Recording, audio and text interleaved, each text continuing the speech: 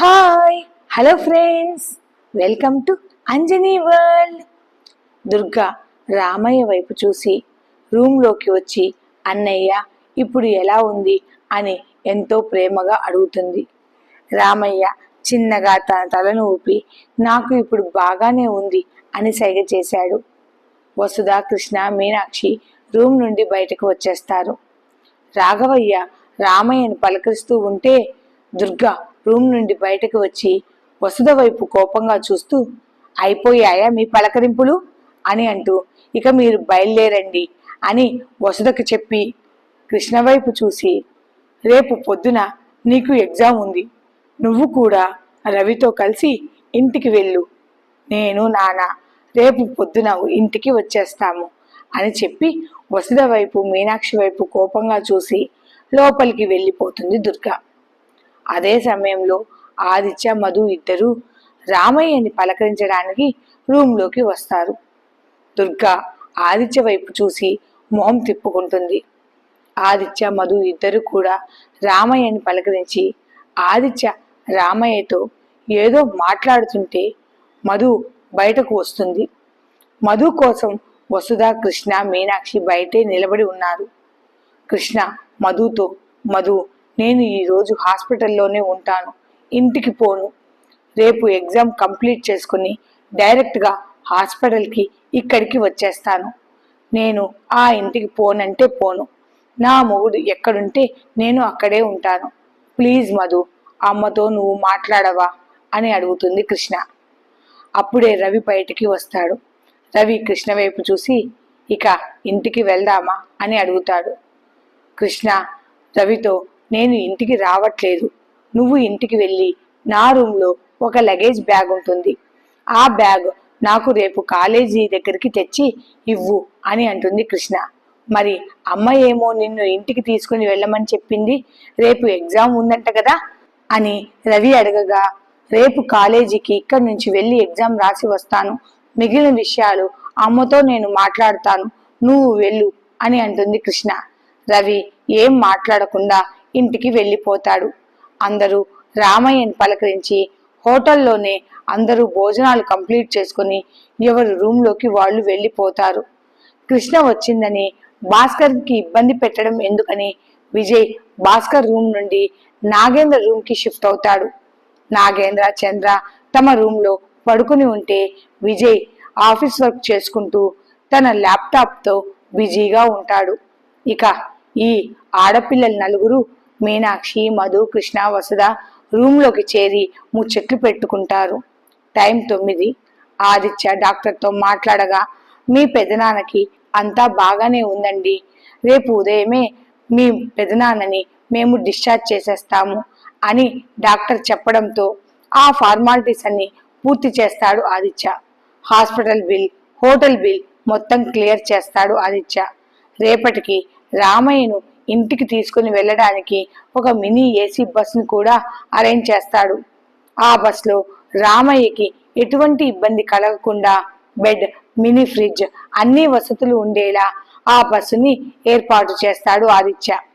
రేపు ఉదయం 11 రామయ్యని తమ ఊరికి తీసుకుని వెళ్ళడానికి అన్ని ఏర్పాట్లు చేశాడు ఆదిత్య. రామయ్యను ఇంట్లో దింపడమే ఆలస్యం. ఆ ఊరిలో ఒక్క క్షణం కూడా ఆదిత్య ఉండకుండా తాను, మధు, విజయ్ తిరిగి కడపకు వెళ్ళాలని ప్రోగ్రాం ఫిక్స్ చేస్తాడు ఆదిత్య.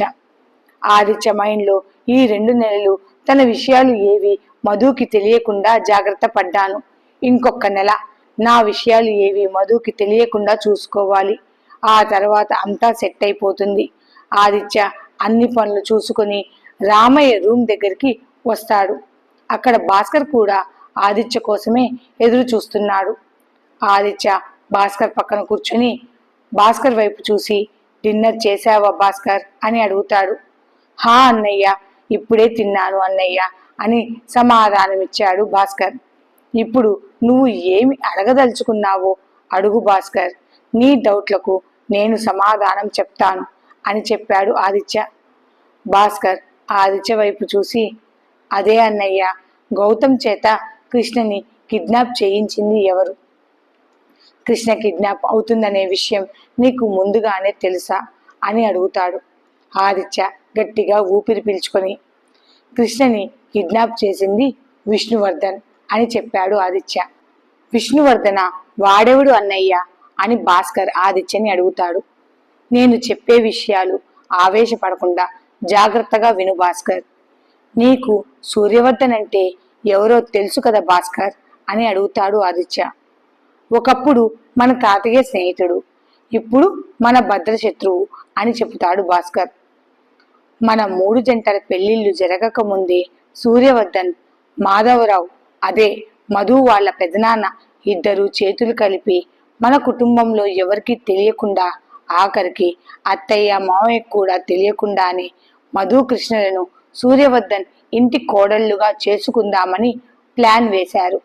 ఆ విషయం పెదనాన్న గ్రహించి అప్పటికప్పుడు హడావుడిగా మన 3 జంటల పెళ్లిళ్లు జరిపించేశాడు. ఇప్పుడు మధు నా భార్య, కృష్ణ నీ భార్య అని తెలిసిన మధు కృష్ణలను మన నుంచి దూరం చేసి ఆ సూర్యవర్ధన్ తన మనవళ్ళు అయిన ఋషివర్ధన్, విష్ణువర్ధన్కి ఇచ్చి పెళ్లి చేయాలని చూస్తున్నాడు. ఆ మాట విన్న భాస్కర్ కళ్ళు ఎర్రబడతాయి. అన్నం తినేవాళ్ళు చేసే పనులేనా అన్నయ్య ఇవి అని అంటూ మండిపడతాడు భాస్కర్. ఆదిత్య భాస్కర్ వైపు చూసి, ఈ ఆవేశమే వద్దు అని చెప్తున్నాను భాస్కర్, నేను చెప్పేది పూర్తిగా విను భాస్కర్ అని అంటాడు ఆదిత్య. భాస్కర్ మౌనంగా ఆదిత్య చెప్పేది వింటూ ఉన్నాడు. మన 3 జంటల పెళ్లిళ్లు జరిగిన తర్వాత ఋషివర్ధన్ మధుని నా నుండి దూరం చేసి మధుని తాను పెళ్లి చేసుకోవాలని ఇప్పటికే చాలాసార్లు ప్రయత్నం చేశాడు. ప్రస్తుతానికి నేను వాడి గేమ్కి చెక్ పెట్టాను. అలానే విష్ణువర్ధన్ అమెరికాలో ఉంటూ ఇక్కడ గౌతమ్ ద్వారా కృష్ణని కిడ్నాప్ చేసి పెళ్లి చేసుకోవాలని ప్లాన్ వేశాడు. అందుకే ఆ సమయంలో కృష్ణకి తోడుగా నువ్వు ఉంటావని నిన్ను నేను విజయవాడకు రమ్మన్నాను. విష్ణువర్ధన్ విషయం నీకు ముందే చెబుదామని నేను అనుకున్నాను భాస్కర్, కానీ నీకు ఆవేశం ఎక్కువ.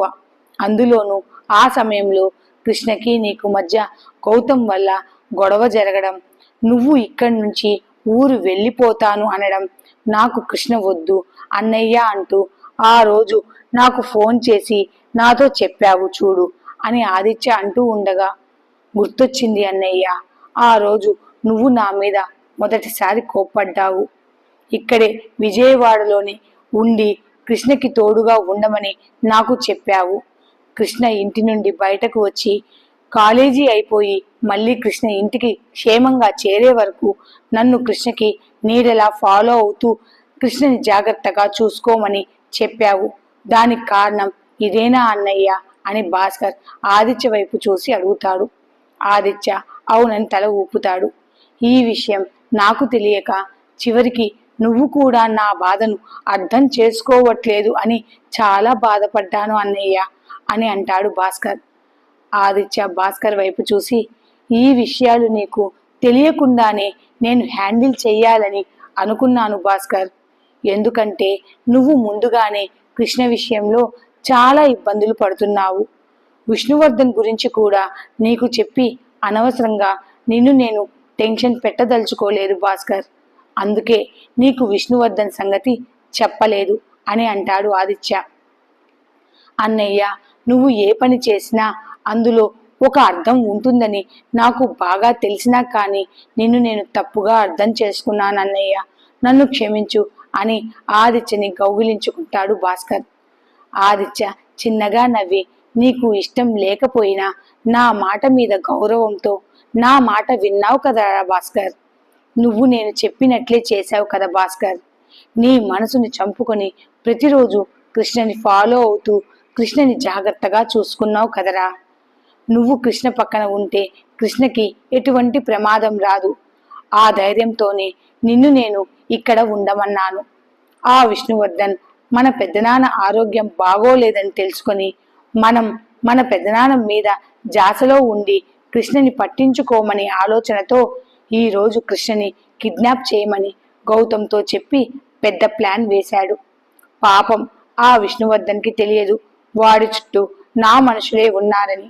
గౌతమ్ దగ్గర మన మనుషులు ఉన్నారు కాబట్టే మధు, కృష్ణ, వసుధలు సురక్షితంగా బయటపడ్డారు.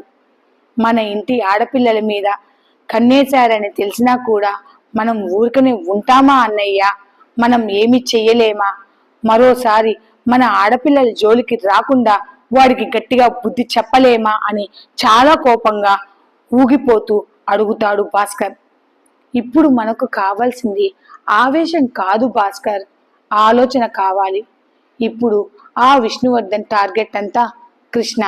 కృష్ణకి భర్తగా ఉన్న నిన్ను అడ్డు తొలగించి కృష్ణని వాడు పెళ్లి చేసుకోవాలని వాడి ఆలోచన. మనం తెలివిగా ఆ విష్ణువర్ధన్ ప్లాన్ని వాడికే తిప్పికొట్టాలి.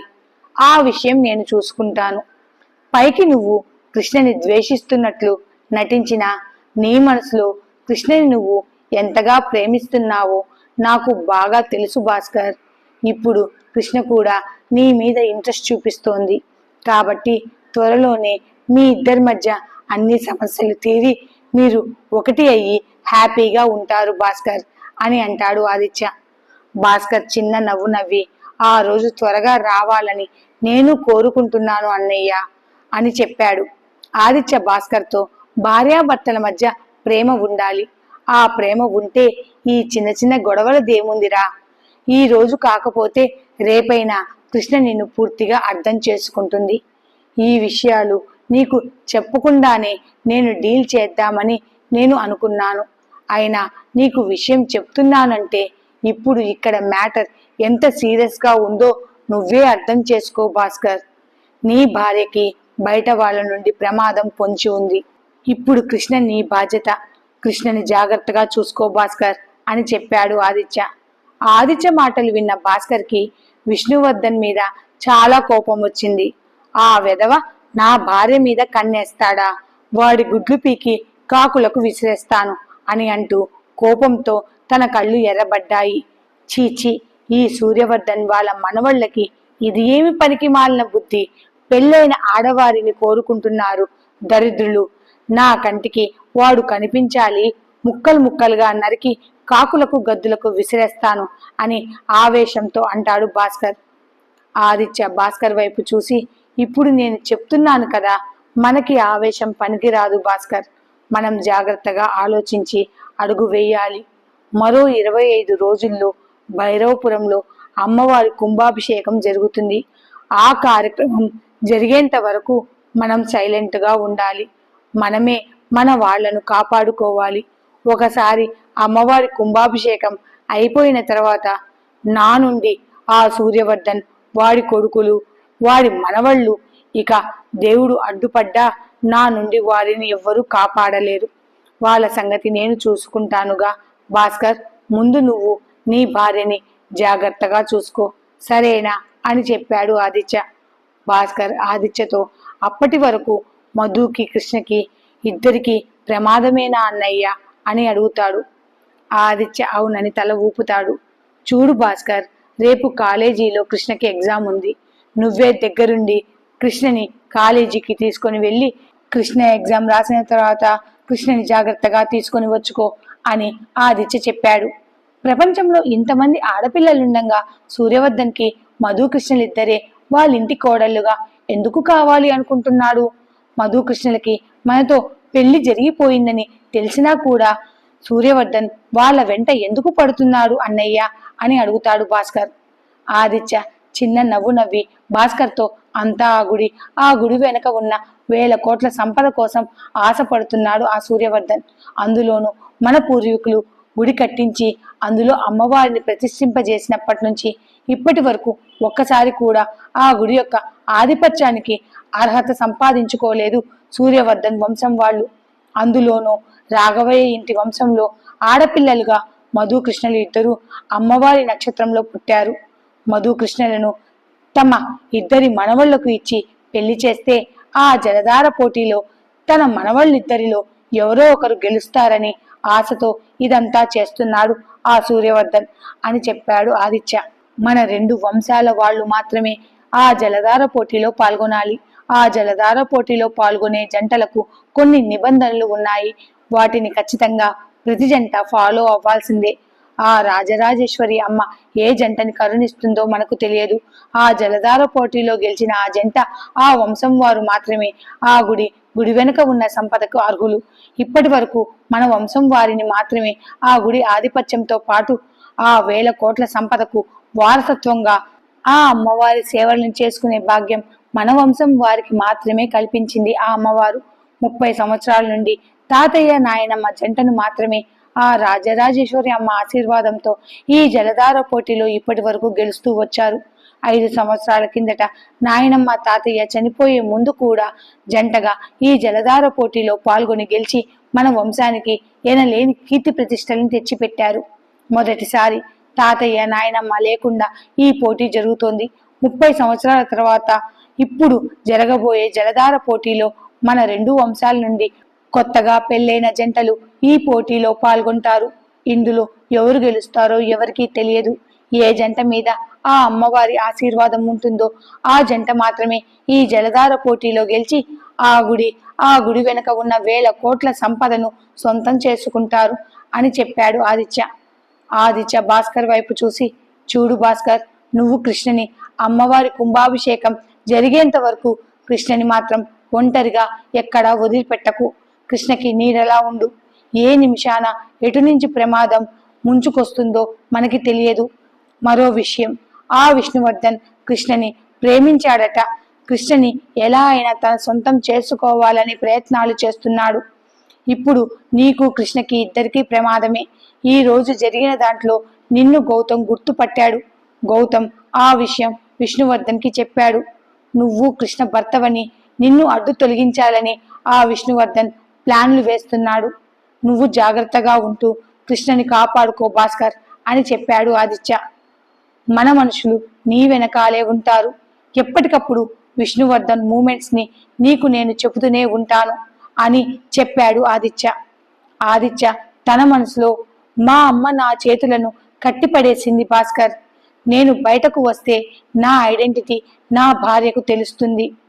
ఈ 2 నెలలు నేను నా గురించి నా భార్యకి ఏమీ తెలియకుండా జాగ్రత్త పడ్డాను. ఈ 1 నెల కూడా నేను జాగ్రత్తగా ఉంటే నేను మా అమ్మకు ఇచ్చిన మాటను నిలబెట్టుకుంటాను. ఇక మా అమ్మ నా మధు జోలికి రాదు. నా మధు శాశ్వతంగా నాకే సొంతమవుతుంది.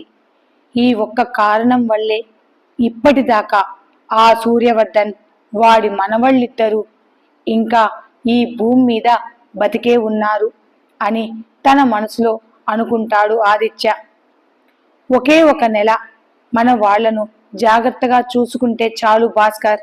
ఆ తర్వాత సూర్యవర్ధన్ వంశం ఈ భూమి మీద కనిపించకుండా నేను చూసుకుంటాను అని ఆదిత్య చాలా కోపంగా తన పిడికిల్ని బిగించి భాస్కర్తో చెప్పాడు. అన్నయ్య తలుచుకుంటే ఈ సూర్యవర్ధన్, విష్ణువర్ధన్, ఋషివర్ధన్ వీళ్లను ఎప్పుడో మట్టి కరిపించేవాడు. మా అన్నయ్య మౌనంగా ఉన్నాడంటే దీని వెనకాల ఏదో బలమైన కారణమే ఉండాలా అని తన మనసులో అనుకుంటాడు భాస్కర్. అలాగే అన్నయ్య, నువ్వు చెప్పినట్లే కృష్ణకి నీడలా ఉంటాను. కృష్ణని జాగ్రత్తగా చూసుకుంటాను. మన వాళ్ళను కూడా జాగ్రత్తగా చూసుకుంటాను అన్నయ్య అని చెప్పాడు భాస్కర్. ఇప్పటికే చాలా లేట్ అయింది భాస్కర్, నువ్వు వెళ్ళి పడుకో భాస్కర్ అని చెప్పాడు ఆదిత్య. ఇద్దరం కలిసే హోటల్కి వెళ్దాంలే అన్నయ్య. ఆ రోజు రాత్రికి రామయ్య దగ్గర భారతి ఉంటాను అని చెప్పడంతో వాళ్ళిద్దరికి తోడుగా రాజా నేను ఇక్కడే ఉంటానులే అన్నయ్య అని రాజా ఆదిత్యతో చెప్పాడు. ఆదిత్య భాస్కర్ ఇద్దరు హోటల్కి వెళ్తారు. ఈ స్టోరీ కనుక మీకు నచ్చితే please like, share and subscribe. Thanks for watching. కొంచెం సబ్స్క్రైబ్ చేసుకోండి ప్లీజ్.